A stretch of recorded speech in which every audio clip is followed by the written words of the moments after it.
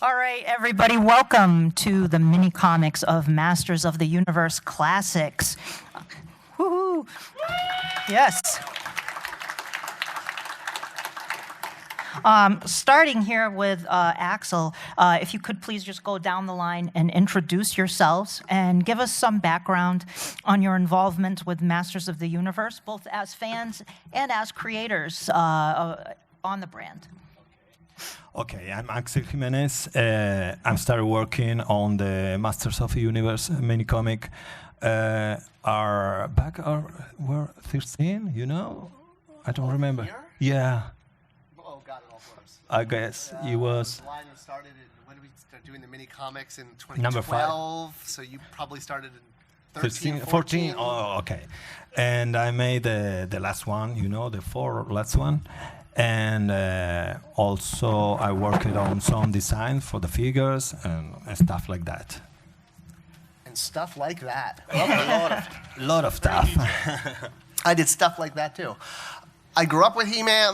My name is Scott Neitlich. I've been in the toy industry professionally for about 15 years, and 9 of that was excuse me. Yeah, waters. Excuse me.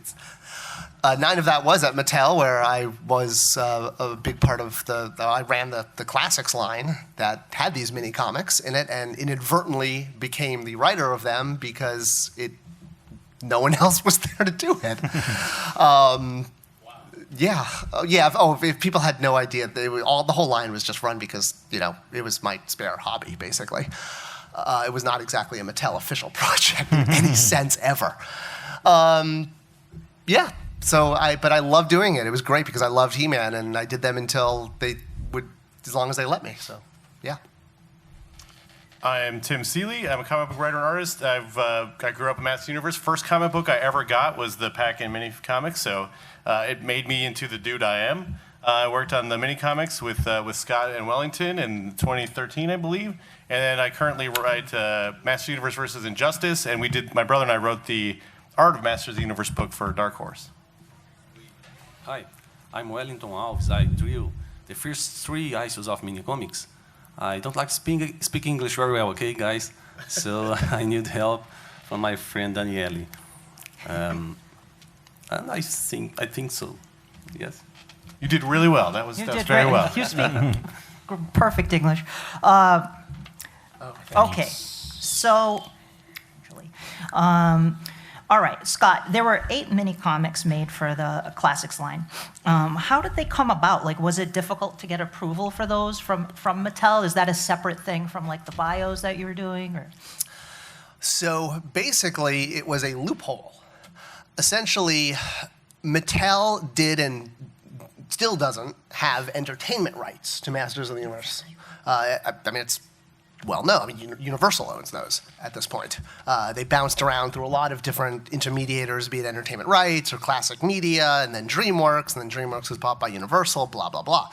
So essentially, bios and mini-comics are not considered entertainment by the legal agreement, whatever it was. So essentially, we couldn't do cartoons, we couldn't do a movie, we couldn't do whatever, but we could write mini comics and put them in the toys because that wasn't considered entertainment as part of the entertainment rights to the property. So basically, it was that. That was all we had. And everybody knows comics are not entertaining, right? They're not at all. They use them to hit flies and bottoms of bird cages. So yes. So that was basically, okay, well, if we can do, we were allowed to write whatever we wanted to on the package, and we were allowed to put colorful pamphlets in with the toys. And if we used those to try to tell a story because that was the only content we had available because there was no movie or cartoon show. Wow. Did that answer the question? Yeah, definitely. Very well. Yes, thank you. So let's start at the beginning of these. Tim and Scott, you both finally were able to tell a tale that was set in Preternia, which is something fans had been waiting 25 years to see with the Powers of Grayskull mini-comic. They had only released the first chapter of that back in the 80s. So that was sort of how you came out of the gate. So if you would you both tell us a little bit about that process and why did you choose the Powers of Grayskull era to sort of kick things off? Do you want me to? Yeah, I should probably go first. Please tell me. Tim, I mean, did a great job writing the comic, but he did so very much under duress in the fact that we basically told him, like, here's the story to tell. I was a translator, Yeah. I would say, yeah. Yes, Yeah. and fantastically. You also came up with brilliant ways of like, the script is like, oh, wow, you simplified this 1,000%. So Tim was a huge part of that, but the first 3 comics were different from the last 5, whereas the first 3 were sort of a gift from management. They gave us additional non-media money, which is basically the money we can use to promote the brand, for 2012, which was the 30th anniversary. They basically said, hey, you've been running this brand on spit and wax and filming videos with your flip phone. You know, that's the only way you've been able to market the brand.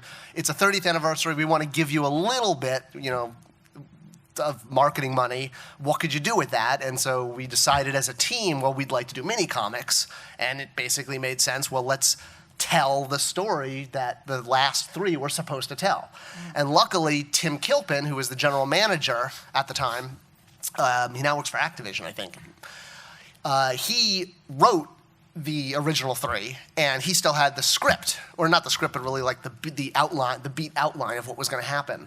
So we kind of used that, and we used elements of where the 2000X series was going to go for season 4, and we came up with the story really just based on the vintage story and meshing it with a few elements from classics from the bios. Then we passed that. So your question of why do we choose that? We figured this was our one shot. We only have enough to afford 3 Minicomics, and that's it. We'll probably never get to do any more. So these are the 3 that we thought were the right ones to do to celebrate the 30th. And then we gave the script to Tim, and he did a great job editing it down and actually writing it as a comic script. We have the story to Tim. Did you write the dialogue, Tim, or was it both of you that did that, or was it Scott? Well, for the first 3, it was actually Dark Horse Comics, who you guys, Mattel said, you know, we need somebody who knows how to put together comics. So they worked with Dark Horse, who had the rights to do the art books. So Dark Horse, they knew I was a big Masters of the Universe fan, and so they just called me and said, hey, we have these scripts. So my job basically was to like take this document that was full of ideas, and also when I was a kid, I got the last Powers of the Preternia comic, and it ends with the debut of Hero, and then I got nothing else. So I remember at 10 years old being like, why, God, why? So then when I got that document in, I was like, this is the best thing ever. I'm getting this thing that no one's seeing. I've been asking this question for 30 years. But so the job was just to take those, figure out how to make 3 Minicomics that were, I think they were 11 pages, right? It was like, or 10 or 11? Something, yeah. Which is half the size of a regular comic book. A monthly comic book is 20 to 22. So yeah, it was a challenge, man. I mean, it was like, you know, how do you make this, it's going to be small, it's got to be dynamic, it's got to have some character. And so each one has to sort of be its own story, but Yeah. all 3 are like one story. But, you know, I mean, and I just treated it like, well, I'm not reinventing the wheel here. I'm not trying to write Watchmen. I'm trying to do something really cool and really fun and give Wellinton a ton of stuff to draw, which meant like every second page was a double-page spread, of which he had to cram in 1,000 He-Man figures so they could punch each other in the face. Oh, that 3rd issue. That was horrible. Every other page Sorry, was like I've a always big wanted war. to apologize to you. That was actually my next question, was going to be to Wellington about that. Wellington, you had to illustrate so many different characters. So I mean, pretty much every character from Masters of the Universe crammed into these little tiny pages. Like, how did you do that without going insane? Was that difficult to get all? Were you familiar with the characters? Tu sabias quem era o He-Man e Skeletor e esqueleto em português, não é o esqueleto? Okay. I'll try to answer a few of these questions. I understand only, I think, a part of this. Ok, vou dizer em português. Quando você tinha o trabalho para fazer os quadrinhos, era difícil, tinha muitos... Yes, we had some double-page spread, right, Scott? Yeah. That I drew, I think, all characters I know. A lot of details in head, arms, armors, right? It's very funny and hard to work, because if something is different, the toy we need to draw it again, and many times. I know him since I was a kid, and so it was a dreamer to draw it, to be part of that great project. He-Man was very popular in Brazil. Yes, too. yes. Very, very popular. Very popular. Yeah. Axel, so you then came along and on some of these later mini comics that were not published by Dark Horse but by DC, as I recall. Yes.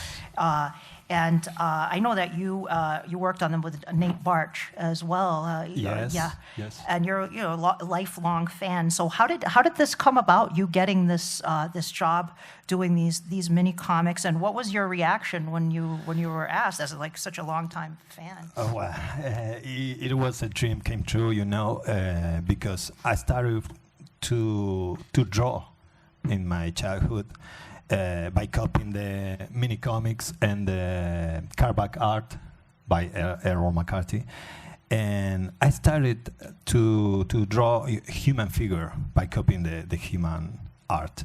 So it was great, and I enjoyed it. I remember we have constantly feedback with the Scott discussing the characters, how to show some pages of panels. It was great. It was great. It was a dream came true for me. Wonderful. Yeah. Yeah, I like you put a lot of like little Easter eggs and things in there, like references to other things and stuff. Yeah. Oh yes, I really enjoyed it. In fact, I was so interested in drawing some about Masters of the Universe. I started to make those things, the Easter egg, even in my other projects.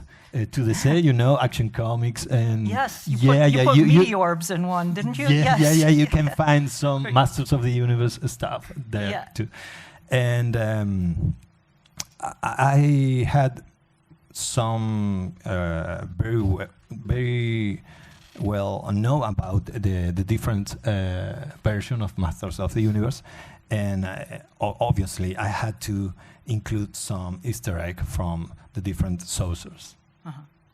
I really loved to make that at the time. It was really fun, yeah. So you guys, Scott and Axel, you had sort of, as you went along with the mini comics and you got to sort of the storylines, you did the Powers of Grayskull, you did the origin of Skeletor. Would you want to talk about that, Scott? That's a really fun mini comic, the origin of Skeletor. So how did that one come about? Yeah, that was definitely one of my favorites, I think, especially because it's like self-contained. Mm-hmm. So that was the fourth one. So basically, we had the first three that were essentially that gift from management. They said, okay, here's a chunk of change. You can use it to promote the line. And we said, okay, let's make mini comics. That's what fans really want. So then we got to the next year, and no money, of course, but we did have our sort of standard allotment, and instead of doing things like lanyards or hiring girls to dress as Tila at the show or some of the other things, we were buying ads in Toy Fair magazine as it was going away. We said, well, what if we just took all that money and just did one mini comic, basically, because that will drain all. Do people should I explain how media promotion money works? Yeah, talk about it.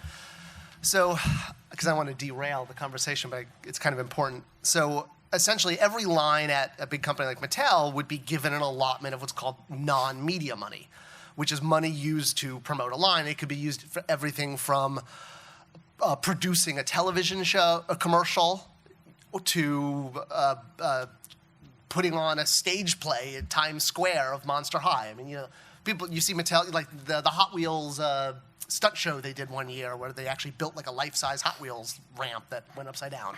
That all comes from non-media. So essentially, big brands like Hot Wheels and Barbie get a lot of non-media, and because it's based on sales, essentially the number of your sales is the amount of non-media you get to spend for promotions. So Masters of the Universe Classics, which is obviously a much smaller line compared to Hot Wheels, got much less. So we had basically enough just to do one mini comic a year. So that was how we got to do the fourth one.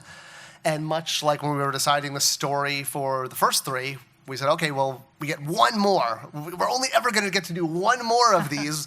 So what should we do? It was like, well, we should do the origin of Skeletor. That would be really cool because it's never really been fleshed out. There's a lot of threads, but nothing was truly tied together. So that's, yeah, we thought we'd shoot and do one more. Okay, awesome.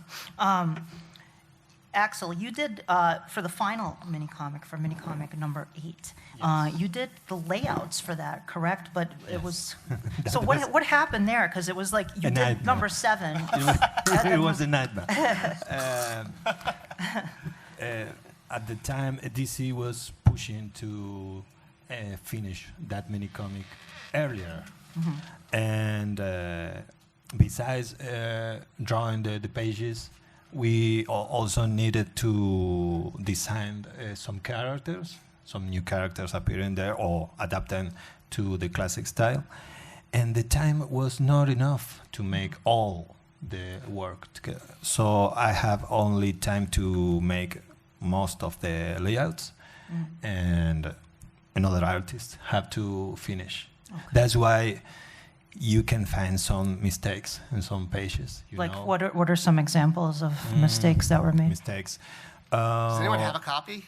Yeah. I could tell you exactly about it. For example, I think I remember what they are. Yeah, Evelyn, they want to hear it from you. It was meant to be Evelyn from the Son of He-Man the design pitch book, and the artist draw. I think it was 2000X Evelyn, I think, and other stuff. I'm going to include Camo Khan. Yeah.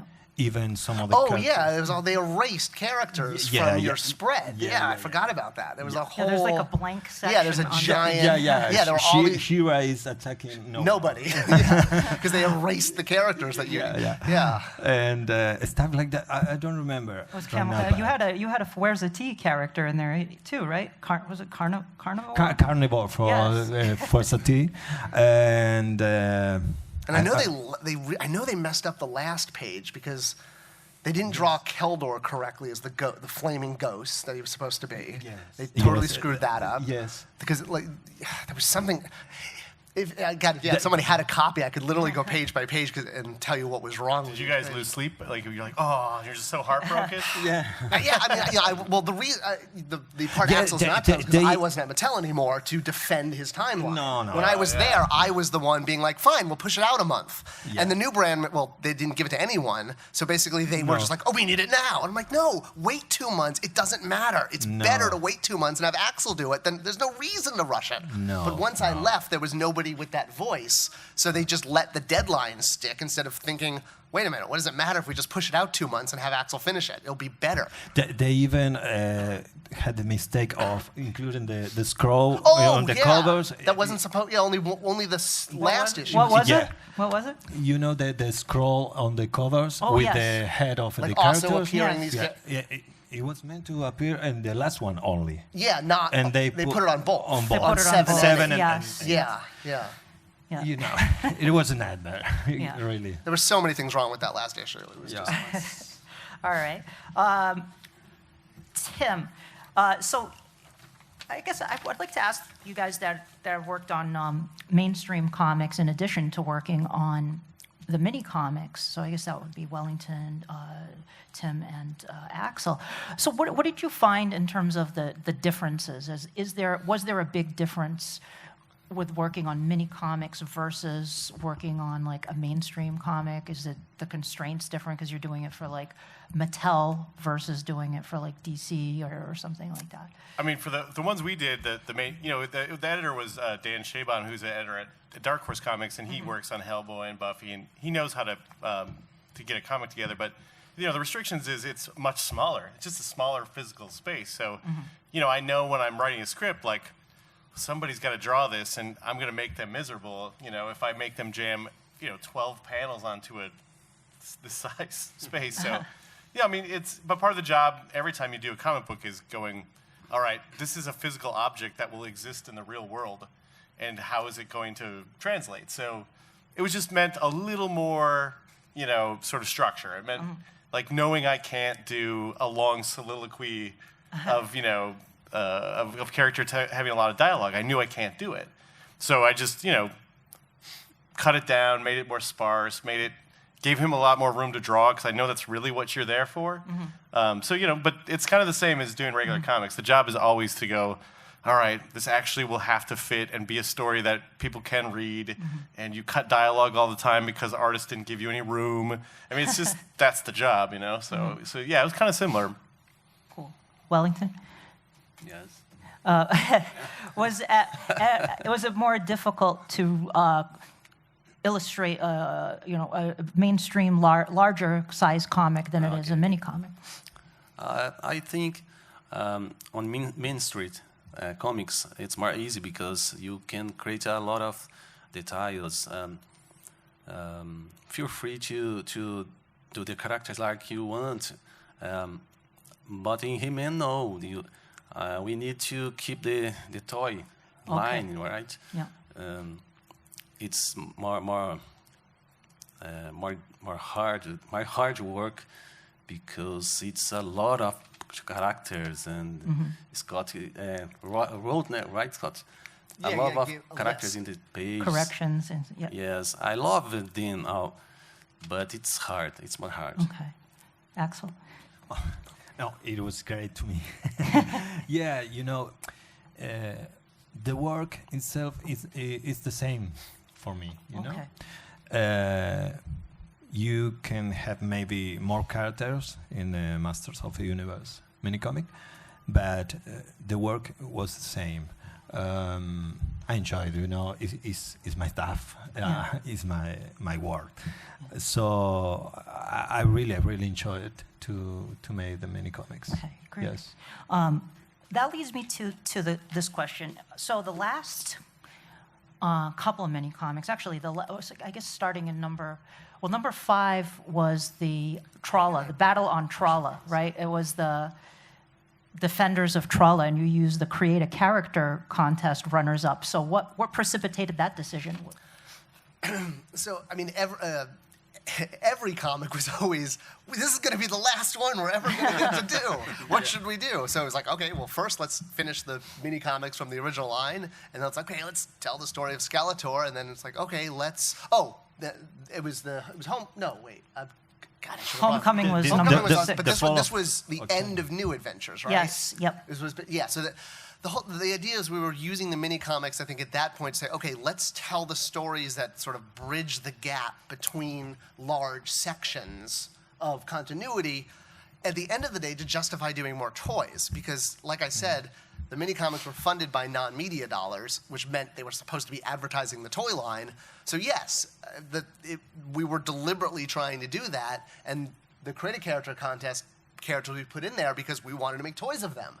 So by putting them in the mini comic, we could say, oh well, it helped us legally make the toys because then they appeared in the mini comics, not just art that we weren't sure if we had rights to or whatever. And of course, in that mini comic, you guys Scott and Axel co-created a really popular character who was actually come in number 1 in the polls recently for the He-Man.org character polls, which was Lady Slither. Yes. So talk about Lady Slithers. Fangor. And Fangor. Fangor was in the earlier ones. They ones. made a toy of Fangor. They did make Fangor, yeah. So she really came about just in the idea that we knew we had these 2 other factions, and we wanted, one of them was meant to be a Snake Man-esque faction, but the idea is that, well, not every Snake Man faction has 100% Snake Men. That, like, the leader is a Snake Man or woman, but they may have to have recruited local bounty hunters or local whatever, and so she was basically inserted just to be a new Snake Man leader, and it was like, well, we'll do a female, and Yes. it was really as simple as that. Let's just draw a female Snake Man, and definitely influenced by Clash of the Titans and Medusa, Big time. Clash which of I'm a Titans, huge fan of. with the snake tail and all that. Yes. It was words on paper, and then Axel just, described what she should look like, and Axel drew exactly that. So.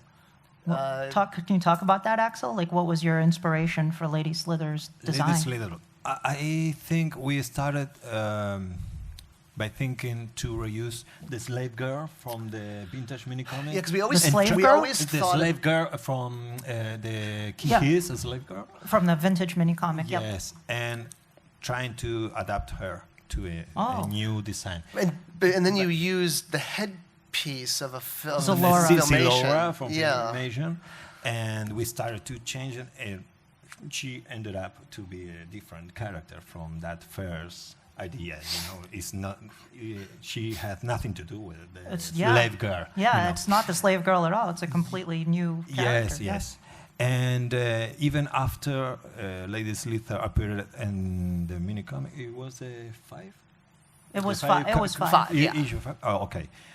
We decided to add the variant with the snake tail, remember? Yeah. Yeah. Well, that was also always because we always tried to think of. I mean, all of the mini comics. The goal was to create new Yes. characters in them, with the hopes that if we created 100 new characters, maybe 2 of them would stick. And look, lo and behold, Lady Slither Yeah. and Fangor. I think putting the snake tail on her really put her over the top. Like, people flipped out when you released the design of her with the dagger and the yes. snake tail. It's such a cool. Do you guys want a Lady Slither figure at Classics? Yeah. Awesome, cool. I agree. Cool. So as we got. Yeah, let's do it. Tell Super 7, go to their table. Be like, She was in the 2016 line. So the one that like Mattel halved, I guess. They halved it, yeah. So Yeah, she was in that She was line. in there, Yeah. yes. Yep. So tell Super 7 you want Lady Slither. Maybe it'll happen. All right. So so now we did the 5th mini comic. Now we go into a new era of mini comics here. These last 3 mini comics, starting with number 6, which was the Fall of Eternia, and it's Yes. Despara versus King He-Man on the cover, and then we go into these the last 2 mini comics with Dare. So talk a little bit about that.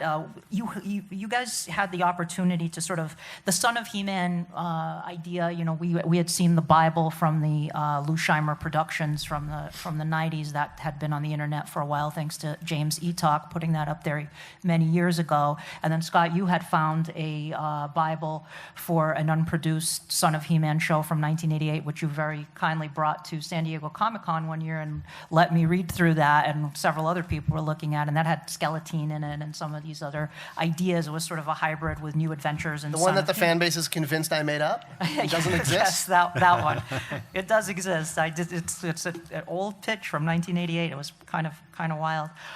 So you had this opportunity to kind of, it's never been made canon, the Son of He-Man idea. It's something that's sort of been out there in the ether. So why the choice to sort of do that for your last 3 mini-comics and bring in the Son of He-Man era? Because I remember that was sort of controversial. Some people really loved it and some people were really against it. So what were your thoughts on bringing that into the canon officially? Well, I guess the answer to the first part, as far as the last 3, as far as we knew, I mean, at first we were treating each one like it was the last one. But then kind of at that point we realized, we can just use all of our non-media money, not do anything else, and just make a mini-comic each year. And the fans seem to prefer that over Tila buttons. So it was kind of at that point we realized we could do one each year. So I don't think in any way even 8 would have been the last one. If I hadn't left Mattel, I'm sure there would have been a 9 and 10. We would have kept doing it. So I definitely don't want to frame it that they were deliberately done because they were the last ones. They were just the next ones. Okay.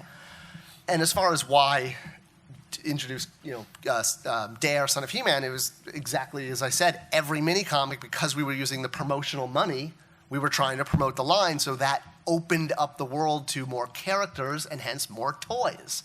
The whole idea of introducing any character was if we weren't going to force toys on people. Yeah.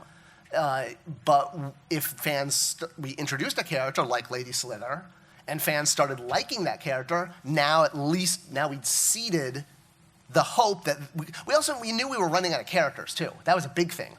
We were running out of vintage characters very quickly at that point, and there was a huge sales difference between even Extendar and anyone who wasn't in the vintage line. And once we were getting to that point, we realized, well, we need more characters. So let's try to introduce as many concepts that existed at some point into the reality to hopefully, maybe fans will ask for, this figure or that figure. So yeah, that was really the only impetus, was like, we need more, we need to sell, we need to keep the line going, we need more characters. Okay. We still did not get Netta, though. Netta. No. But we put her in she was in the mini. She was in the the way I mini-comic. actually look at it is all the characters that were in the mini-comics, from Ghost of Keldor through Netta, are all the characters that I would have loved to have done as toys. But we didn't. So at least they got in the mini, so that you either had a toy or you were in the mini-comic. Axel, actually, you drew an interesting concept for Netta where she expands, right? She's like. Oh yes, Yeah. I thought she could be a normal woman, and then expand herself. Expand into a to net, yeah. To a net. Yeah. Yeah, it's an interesting idea. I don't know how you would translate that to a toy, but I guess that would be Mattel would have to figure Super that 7, make it happen. Super 7. that's right. You put her through a grinder and just kind of So spread there her you out. go. There you go. Not my problem. Anymore. Tim, okay, so I'm gonna take us on a little side trip here, if you guys don't mind. I'm really enjoying your Masters of the Universe versus Injustice comics that you're doing for DC. They're really. Thank you. And I was telling you earlier when I found out that you were going to be writing the comic, I was really psyched to see what you were going to do with it. So I've really been enjoying it. So can you tell us if there's any potential hope for an ongoing Masters of the Universe series, or is that? Man. I mean, that's how I went into it. This is the the pilot season for Masters of the Universe comic, because I really like the Thundercats versus Masters of the Universe comic they did. They kind of used, because they're doing a crossover, they said, well, they should look like the classic characters, Whereas the DC Masters of the Universe comic, evolved and grew, and He-Man got different armors, and it actually kind of ended. So it's kind of a closed loop, But I liked that it was like the Filmation story mixed with the mini comics kind of. So when they asked me to pitch this Injustice versus Masters of the Universe, they just said, well, which version of Masters of the Universe do you want to use? That one. I want to use the sort of Uber version. It's like all versions combined into one sort of really recognizable, simple version, that was my thinking. Is you could do a new Masters of the Universe series using that continuity that Rob and Lloyd came up with. That's basically just everybody looks like you remember them version, Yeah. And it's sort of like a PG-13 version of the Filmation cartoon, sort of. So yeah, that was the idea. And we actually we set up the end of this series. I won't tell you what it is, but it could totally work. It could keep going. So we'll see. It's always the sales, and if there's going to be that movie that they keep talking about, and if there's going to be a cartoon, and how She-Ra does, and obviously there's all kinds of stuff. But yeah, it was really. I loved that you kicked it off with a Faker, with that whole the battle. Somebody had to use Faker, man. Oh, I love Faker. He was my first figure. But so it I was actually worked psyched. out, and it worked out weirdly perfect, because Injustice is based around the idea that it's a world where Superman goes so bad that he becomes a dictator that takes over the world. So we needed to set up this idea that He-Man would be the guy that would be like, I'm a prince, but I would make sure that people had freedom. So to make him, set him up to fight a guy who's a dictator, it made sense to have his evil duplicate be the guy who took over Eternia. He's the Injustice He-Man, basically. So that was it. Plus, it's my favorite toy, so it was, yeah. Awesome. I've been waiting my whole life. Now I can die. Please don't die. Don't die. Okay, I have a couple quick more questions before I turn it over to the Q&A for you guys here. So going down the line from each of you, do you have a favorite vintage mini comic from the 80s, from Masters of the Universe, Princess of Power, or New Adventures? And if so, what is your favorite vintage mini comic from the 80s? We'll start with Axel. Okay.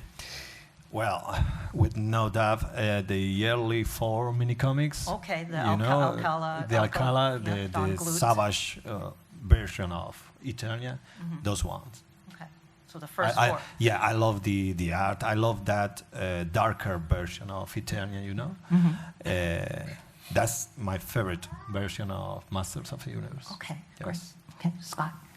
He-Man versus the Bee People.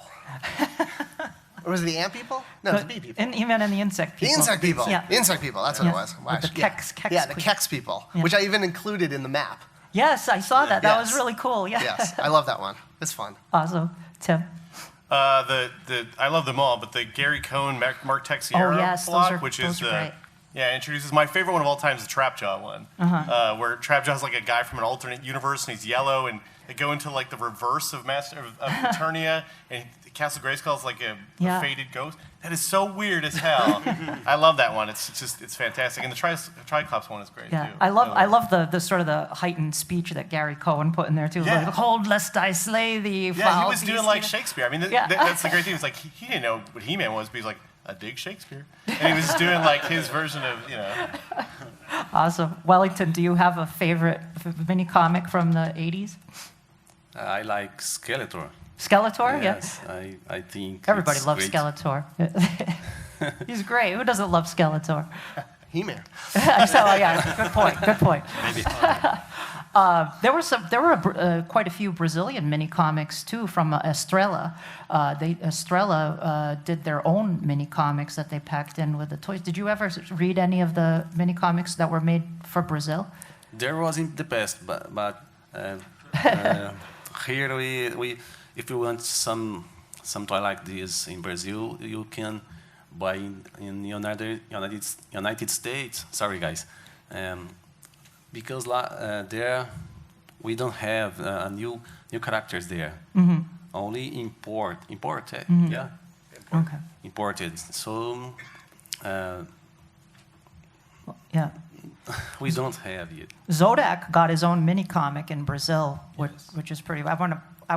I'm planning to put a translation of that up at some point soon and translate it into English so that you guys can read it if you're interested. So that'll be coming down the road. Last question: if you guys had the chance to create a brand new Masters of the Universe Classics mini comic and you were told do whatever you want, what might you do? oh man. Like, it's like Mattel came to you or Super 7 were like, we want a new mini comic. I don't know, or do you not want to spoil it in case you do get the chance to do it? Give us maybe a general They'll never idea. let me write another. Axel, what about you? Okay. Well, I already told my favorite vision of the line, but I think I'd like to continue the story we ended with the Scott and go forward. Okay, continue Yeah. where you left off. Yeah. Okay, Yeah. cool.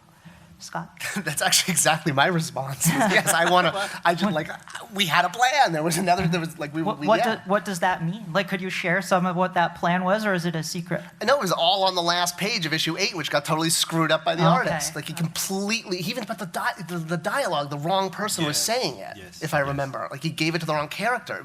We had a whole plan. and So it was like a Castle Grayskull was like a spirit, and Keldor So it was... wasn't not to cut you off, Danielle, sorry. No, I'm just curious. So it was a hologram. It wasn't a spirit. It was supposed to basically be Castle Grayskull's gone, but they still needed to now protect the sword. So they created a giant magical hologram version, which we did because maybe then we could re-release the tool in clear blue. Ooh.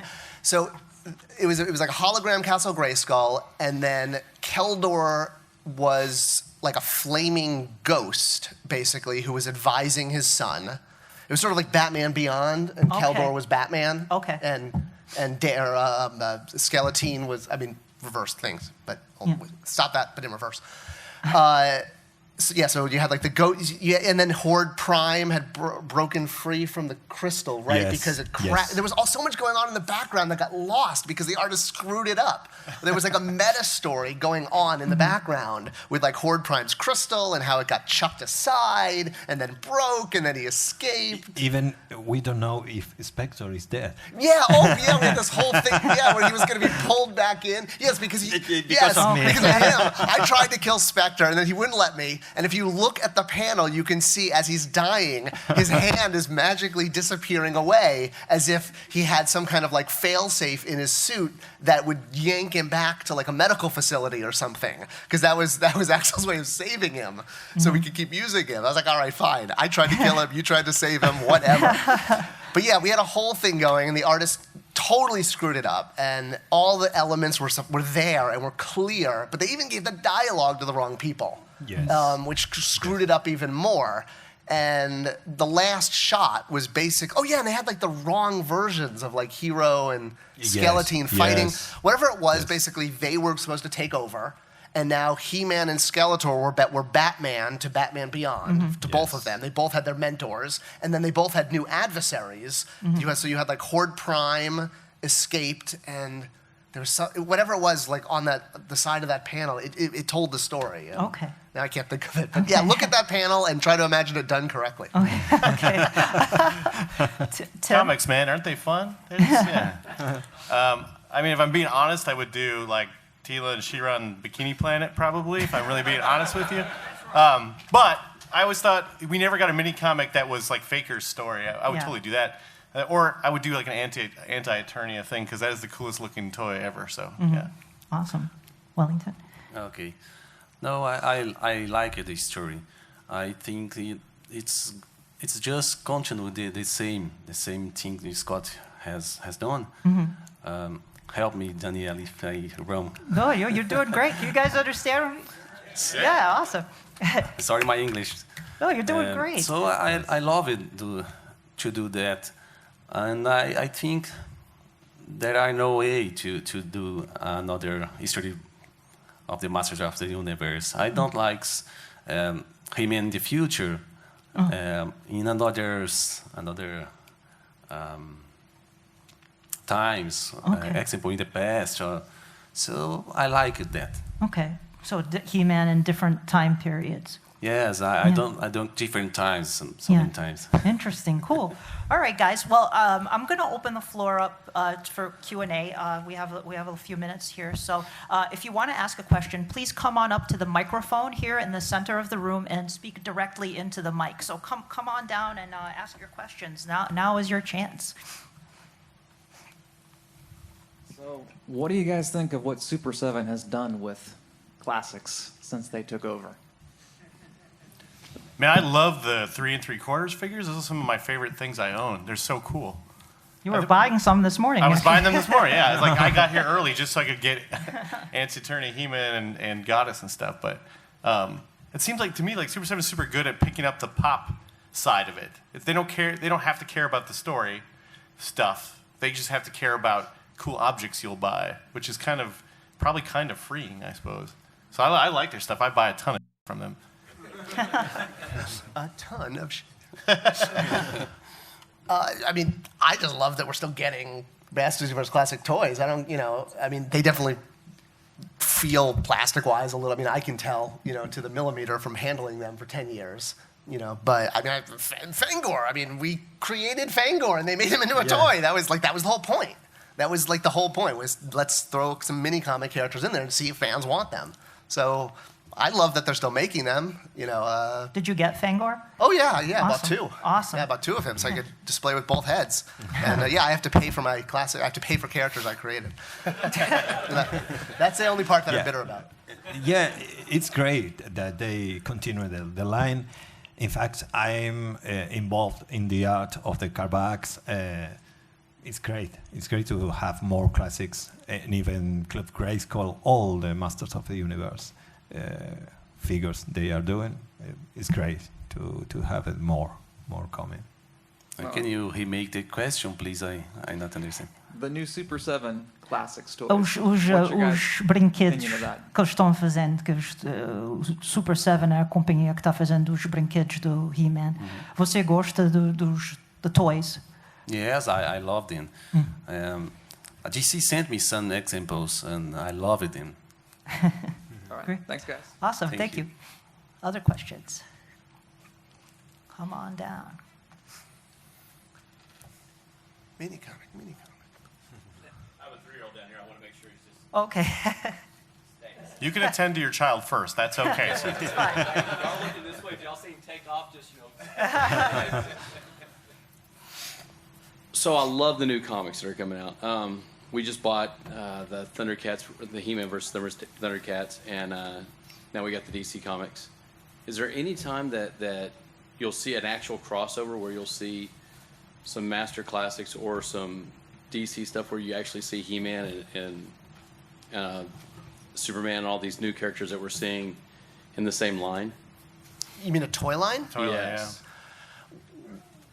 Well, so when we originally talked to Rob, when we did the pitch from DC to Mattel for Injustice vs. Masters of the Universe, one of the things they said is like, we don't know if Super 7 will be able to make toys of these, but come up with toy concepts like in Justified Masters of the Universe and come up with. So we did. So their designs are there, and if people really wanted them, you would definitely get in Justified He-Man, or you would get like there's some. I think issue 3, you get some stuff that we put in there is like, here's more stuff you could make a toy of. There's Injustified Teela, Injustified He-Man. There's one at the later series. I'm not going to ruin it now, but like it would make a great toy. Ruin it, please. It would make a great toy. Do it. Yeah, it's just, I mean, I'm sure you guys know this now at this point. Like, for these toys, it's your reaction. If you see something you love and you make enough stink on the internet, you'll get it. And that's kind of how I think it's, so they put stuff out with that in mind. I think DC and Mattel have a really good relationship. They could license it. They do the toys for DC anyway. Right. So if there was enough interest in it, they would make it. We did make it, remember? Yeah, you made the crossover toys. Yeah, Yeah. And you guys made the 2-pack boxes, which Bombed. Oh, really? Really? Oh no. Yeah, that's why. Yeah, nobody wanted. I mean, we couldn't sell them. That's why they cost $500 on the internet now. At the time, nobody would buy them. I know there were some more planned, like some concept art came out for like Cyclone versus Red Tornado. Was that? Oh yeah, definitely. Oh yeah, we thought we had a gold mine with this because we also thought this was an avenue to get both classics characters and A-list DC characters at retail because it was at the time a Toys R Us exclusive. So we're like, this is great. Let's make He-Man and Superman. That's Hawkgirl and Strat. No, or there was a Strat. It was Hawkman and Stratos. Yeah, with the blue wings. Yes. Yep. Yeah. And we could also do like it was a way of it was a path to do those kind of like wacky deco variants. Like we could have done that mini comic Beastman that became a PowerCon exclusive last year. Hypothetically, that could have been in a Toys R Us 2-pack. It was like what it really was an avenue to do those kind of things. And yeah, like you just said, we put them out and no one came to the party. So, but but keep making noise. Yeah. Get on the internet to make the noise. Awesome. Can I ask one more question? Yes. Yeah. He gets to ask a question. He could ask I a thought he question. was going to drop a rhyme there for a second. So, it was amazing watching That's amazing. watching He-Man kick Bane's butt. Is that going to continue in the? Oh man, yeah. Bane's butt. Oh, Bane's butt. Oh my gosh. You get He-Man versus Lobo. Oh, you wow. get Man-at-Arms versus Steppenwolf. Oh wow. You get Catwoman riding Battle Cat. You get Darkseid versus the Sorceress.